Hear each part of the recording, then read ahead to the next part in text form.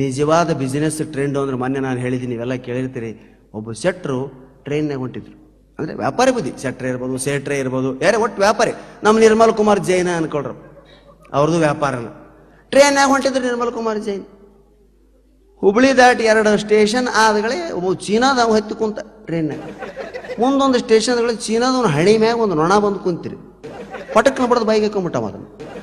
ಚೀನಾದವ್ರು ನೊಣ ಗಿರಿಬಿ ಎಲ್ಲ ತಿಂತಾರೆ ಪಾಪ. ನೋಡಿ, ನಾನು ಥೈಲ್ಯಾಂಡಲ್ಲಿ ಇದ್ದ ನೋಡಿ ಬಂದಿ. ನಿಜ, ಅವ್ರು ತಿಂತಾರೆ, ಅವ್ರ ಫುಡ್ ಅವ್ರಿಗೆ ಏನು ಅನ್ಸಲ್ಲ.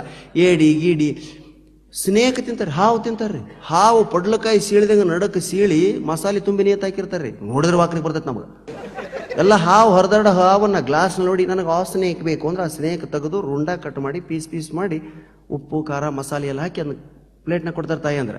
ಅದನ್ನು ತಿಂದವ ಬುಸ್ ಬುಸ್ ಬುಸ್ ಅಂತ ಅಡ್ಡಿಡ್ತಾನೆ ಎಲ್ಲ ಕಡೆ. ಹಂಗೆ ಅವ್ರ ಅಭ್ಯಾಸ. ನೊಣ ಕುಂತಿ ಹಣಿ ಮೇಲೆ ಪಟಕ್ನ ಬಡ್ದ ಬಾಯಿಗೆ ಹಾಕೊಂಬಿಟ್ಟ. ವೀರೇಂದ್ರ ಕುಮಾರ್ ಜೈನ್ ಗಾಬರಿ ಆಗ್ಬಿಟ್ಟು, ಇವನು ನೊಣ ತಿಂತಾನಲ್ಲ ಈ ಸೊಳ್ಳೆ ಅಂತವನಪ್ಪ ಇವನು. ಮುಂದೆ 2 ಸ್ಟೇಷನ್ನಾಗಿಂದ ನಿರ್ಮಲ್ ಕುಮಾರ್ ಜೈನ್ ಗಲ್ಲದ ಮ್ಯಾಗ ಒಂದು ನೊಣ ಬಂದು ಕುಂತಿರಿ. ಎಂಥ ವ್ಯಾಪಾರಿ ಬುದ್ಧಿ ಅವ್ರದ್ದು. ಪಟಕ್ನ ಬಡ್ಕೊಂಡು ಎಷ್ಟಕ್ಕೆ ತಗೊಂತೀವಿ ಅಂದ್ರು. ಇದು ವ್ಯಾಪಾರಿ ಬುದ್ಧಿ.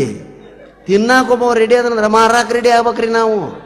ತಗೊಳಕೊಬ್ಬ ರೆಡಿ ಅದನಂದ್ರೆ ಅದನ್ನ ವ್ಯಾಪಾರಕ್ಕೆ ಹಚ್ತೀವಲ್ಲ. ಇದನ್ನ MBA ಅದಾಗ ಹೇಳಿಕೊಡಂಗಿಲ್ಲ. ಅನುಭವ, ಜನರ ಸಂಪರ್ಕ ಮನುಷ್ಯನಿಗಿಂತ ನಾಲೆಜ್ ಕೊಡ್ತದೆ ಸ್ನೇಹಿತರೆ.